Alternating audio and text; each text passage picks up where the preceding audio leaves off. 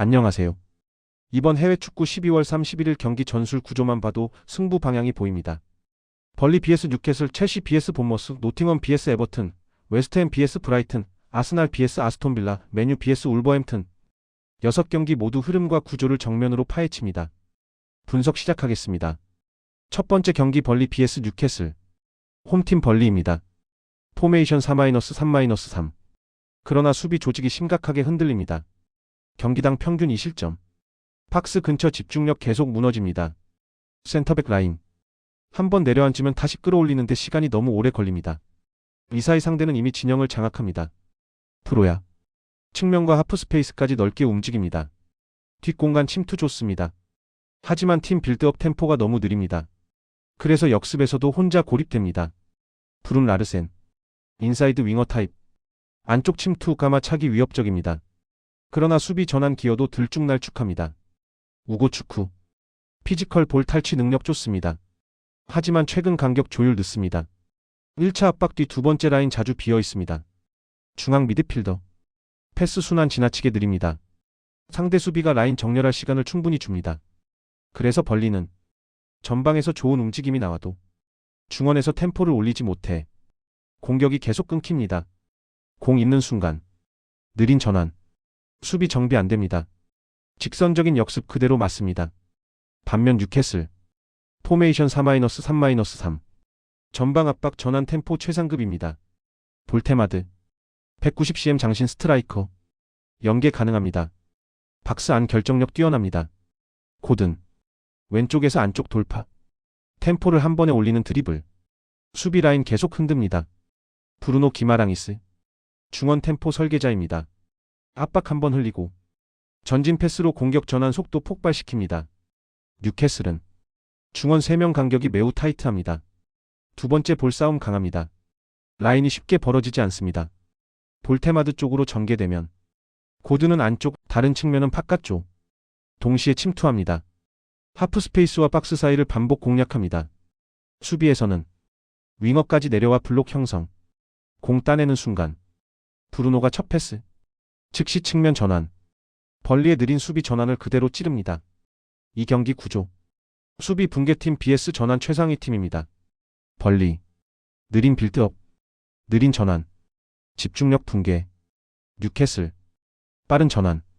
정확한 침투. 마무리 퀄리티. 벌리가 라인을 올릴수록 고든의 스프린트와 볼테마드의 연계가 더 살아납니다.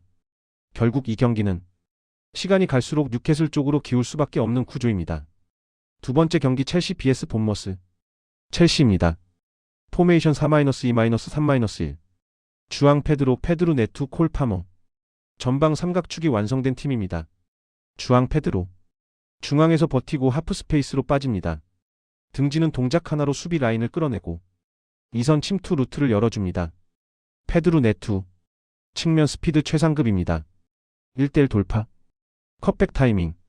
풀백 체력 계속 깎아먹습니다. 콜파머. 중앙과 오른쪽 하프 스페이스. 템포 조절합니다. 짧은 패스. 전진 패스. 필요할 때는 직접 슈팅까지 가져갑니다. 더블 볼란치. 탈압박 후 직선 전진 패스 선호합니다.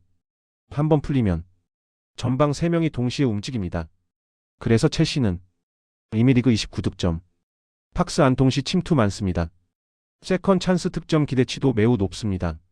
전방 압박. 파머와 네투가 측면에서 각도 잡습니다. 주앙 페드로가 센터백과 수미 사이 차단합니다.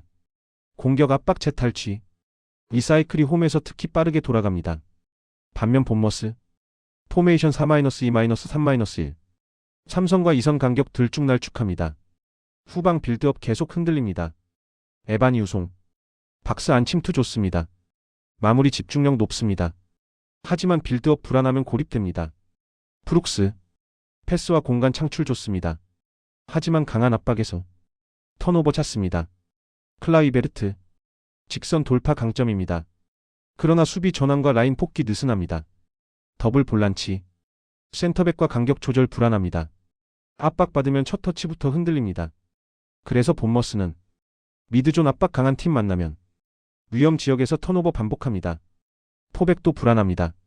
한쪽 풀백 전진 후 공 잃으면 반대쪽 하프 스페이스 크게 열립니다. 이 경기 구조. 압박 완성도 높은 첼시 vs 빌드업 불안한 본머스. 첼시는 굳이 라인 내리지 않아도 하프라인 근처 압박만으로 박스 정면 슈팅 찬스 계속 만듭니다.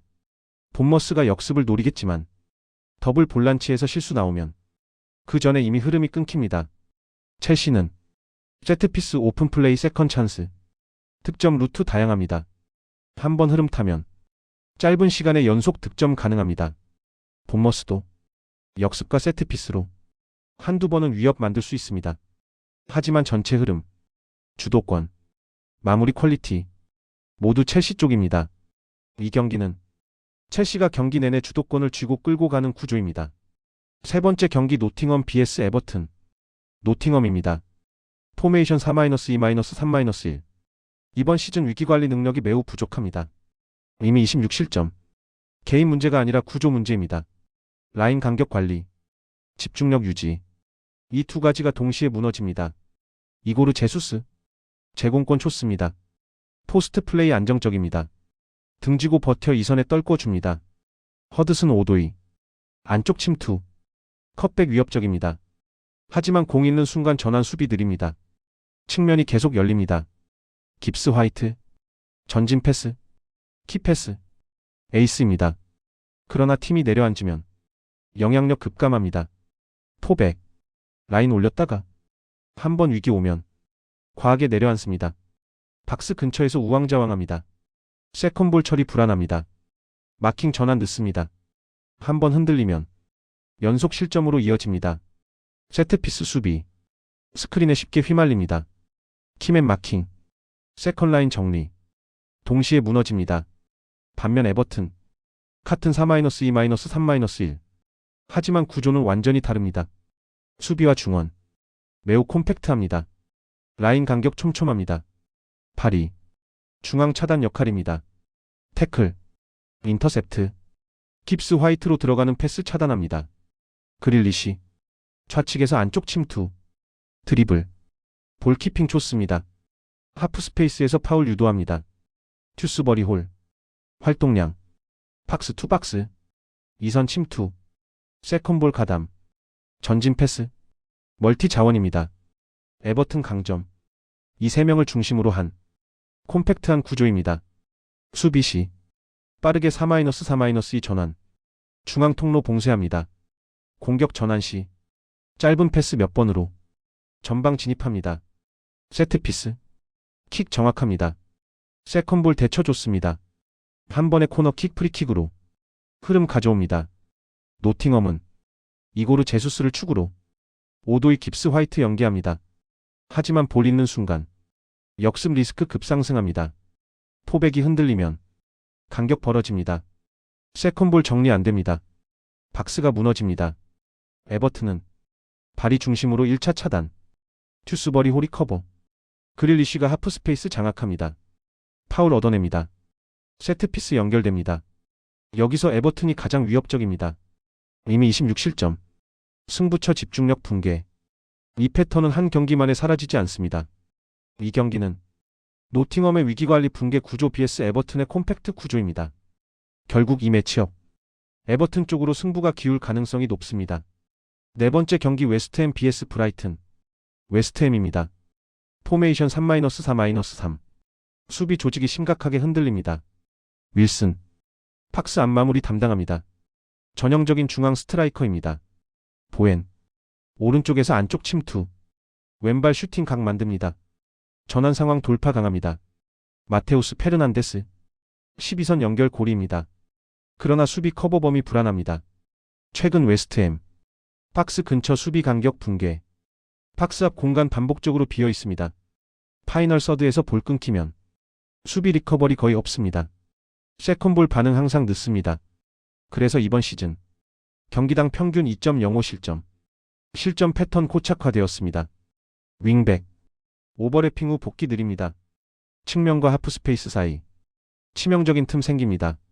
공격에서 한 골 넣어도 수비 조직이 다시 무너집니다. 이 악순환 계속됩니다. 반면 브라이튼. 포메이션 4-2-3-1. 전방 압박과 빌드업 동시 가동합니다.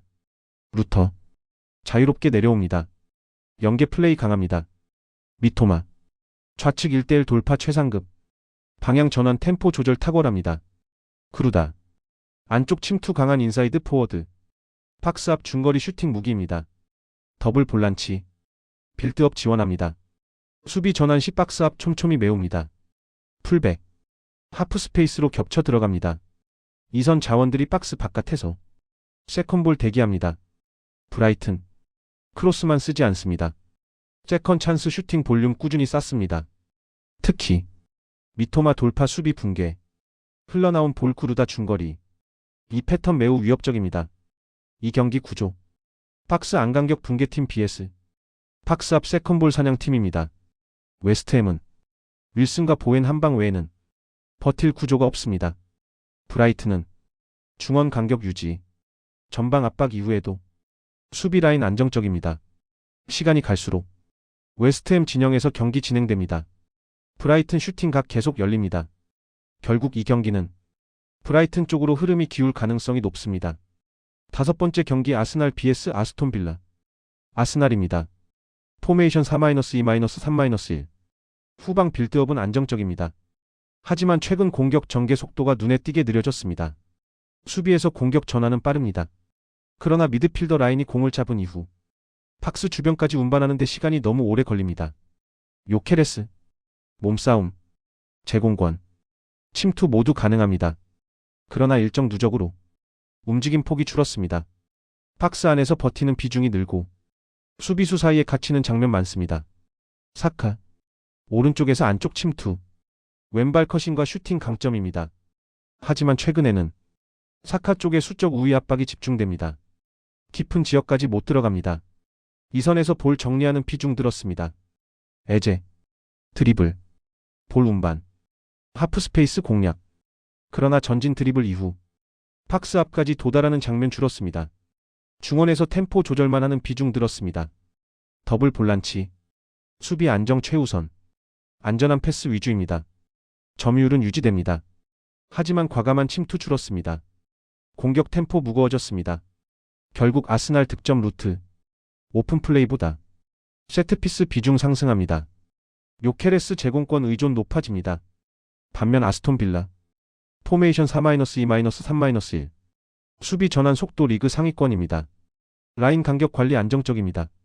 공 있는 순간 4-3-2 블록 형성. 중앙 침투 우선 차단합니다.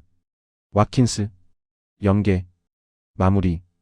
침투 모두 가능하지만 일정 누적으로 스프린트 빈도 감소했습니다. 발밑으로 받아주며 시간 버는 장면 많습니다. 맥긴. 압박 강점입니다. 그러나 후반 갈수록 전진 타이밍 보수적입니다. 리스크 줄이는 선택 늘었습니다. 틸레만스. 패스. 중거리 슈팅 강점입니다. 최근에는 전진보다 점유 유지에 무게 둡니다. 박스 앞 전달 속도 느립니다. 빌라 역시 전환은 빠릅니다. 하지만 공격 단계에서 템포를 한 번씩 끊습니다. 침투 타이밍이 왓킨스 움직임과 자주 어긋납니다. 결정적인 찬스가 줄어듭니다. 이 경기 구조. 두 팀 모두 수비 전환 빠릅니다. 공격 템포 느립니다. 체력 누적. 압박 강도 하락. 점유율은 비슷하게 나눕니다. 하지만 박스 안 날카로움은 떨어집니다. 오픈 플레이 득점 희소. 세트피스 의존 상승. 인원 과감히 안 올립니다. 그래서 이 경기 전반 팽팽합니다. 후반도 큰 리스크 없습니다. 가장 현실적인 흐름. 0-0 세트피스 한방 1-1 구조입니다. 이 매치업 무승부 쪽으로 수렴할 가능성이 큽니다. 여섯 번째 경기 메뉴 vs 울버햄튼. 메뉴입니다. 포메이션 4-2-3-1. 전방에서 세스코가 높이와 스피드를 동시에 활용합니다. 센터백 라인을 계속 뒤로 밀어냅니다. 세스코. 박스 안 제공권. 직선 침투. 수비 라인을 깊게 끌어내립니다. 마테우스 쿠냐. 1선과 2선 사이 자유롭게 움직입니다. 드리블.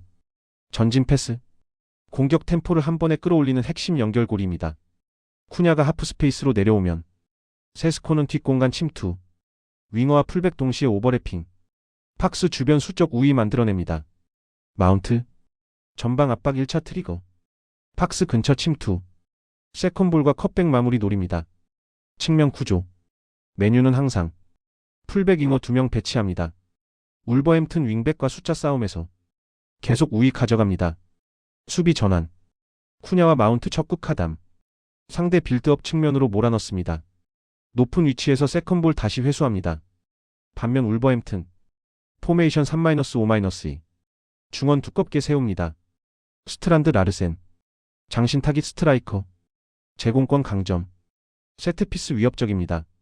하지만 크로스 공급 없으면 영향력 제한됩니다.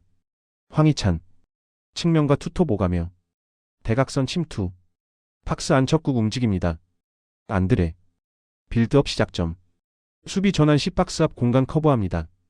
그러나 3백 구조상 윙백 전진 후 공 잃으면 측면과 하프 스페이스가 동시에 열립니다. 안드레 혼자 감당 어렵습니다. 게다가 울버햄튼 경기당 평균 2.17 실점 수비 불안 매우 큽니다. 이 경기 핵심 측면 숫자 싸움과 하프 스페이스 장악력입니다. 메뉴는 같은 구역에 항상 2명 배치. 울버햄튼은 윙백 혼자 막아야 합니다. 쿠냐가 내려오면 세스코 침투, 마운트 박스 침투. 순간적으로 34명이 박스에 몰립니다. 울버햄튼은 라르센과 황희찬 역습으로 위협 장면은 만들 수 있습니다. 하지만 점유, 위치 선점 찬스 생산은 메뉴가 계속 앞섭니다. 수비 불안까지 고려하면 이 구도는 메뉴가 경기 내내 주도권을 쥐는 흐름입니다. 이 6경기는 감으로 접근할 구도가 아닙니다. 전술 구조와 흐름이 결과를 만듭니다. 다음 경기 분석도 계속 이어갑니다. 도움이 되셨다면 구독, 좋아요 부탁드립니다.